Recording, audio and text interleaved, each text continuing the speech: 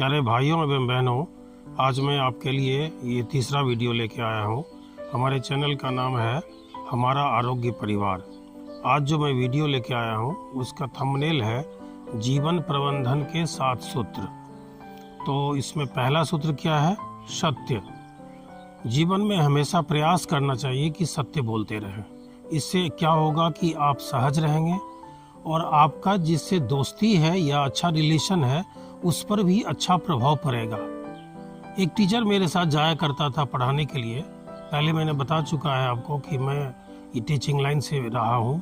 तो वो हमेशा झूठ ही बोलता था और सब जानते थे उसको, तो सब उससे हेट करता था। इसलिए भी ये कहा गया है कि आप हो सके यथासंभव सत्य बोलिए। दूसरा है जीवन प्रबंधन का अहंकार। हर अवसर पर आप अहंकार छोड़ दीजिए कि मैं इतना जानता हूँ, मैं ये कर लूँगा, मेरे पास ये है, तो आप इससे सरल हो जाएंगे। तीसरा है जीवन प्रबंधन का निंदा। कभी किसी का निंदा नहीं कीजिए। हाँ, उसके बारे में बातचीत कर सकते हैं, जैसे मैंने उस टीचर के बारे में बात किया कि ये ऐसी है, लेकिन ये निंदा नहीं है। निंदा का मतलब है कि उसका अहित करना, तो इस तरह का निंदा ना करें उसका। चौथा है जीवन प्रबंधन का सूत्र पूजा। प्रतिदिन आप चाहे किसी भी धर्म के हों, जाति के हों, आपको पूजा करना चाहिए। और पूजा में खास करके इन चीज़ों का ध्यान रखें कि सूर्य को जरूर अर्घ दें, तुलसी को जल दें, गाय को घास दें, और अगर कोई जीवित माता पिता है तो उनको प्रणाम कीजिए। हो सके तो कभी कभी मंदिर भी जाइए। पांचवा है जीवन प्रबंधन का सूत्र मौन। यथासंभव सप्ताह में 1 दिन या 2 दिन आप कोशिश कीजिए, कुछ घंटों के लिए मौन रहिए। इससे आपका क्या होगा कि आप शांति महसूस करेंगे और धीरे धीरे आपका जीवन शांत हो जाएगा। छठा है जीवन प्रबंधन का सूत्र, जीवन में योग अपनाएं। अगर आप योग अपनाएंगे, योग और व्यायाम में अंतर है दोस्तों।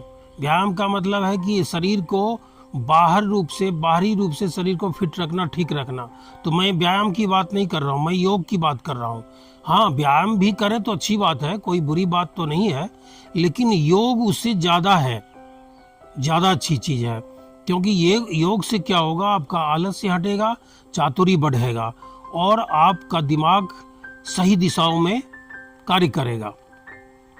जीवन प्रबंधन का 7वां सूत्र है संपर्क। प्रतिदिन आप लोगों से संपर्क साधिए। तो इस संपर्क को मैंने 3 भागों में बांटा है। पहला भाग है संपर्क का कि अपने माता पिता, भाई बहन, जीवन साथी, संतान के लिए कुछ समय एकांत का अवश्य निकालें, केवल उनके ही साथ रहें। दूसरा भाग है इसका संपर्क का, सत्संग करें, किसी संत या विद्वान के साथ बैठें, या हो सके तो वो अगर आपके यहाँ नहीं आ पाता है तो आप उनके पास जाएं, या वो थोड़े से अगर कठोर प्रवृत्ति के हैं तब भी उनको अपनाएं, क्योंकि इससे जीवन आपका सफल और सुदृढ़ बनेगा।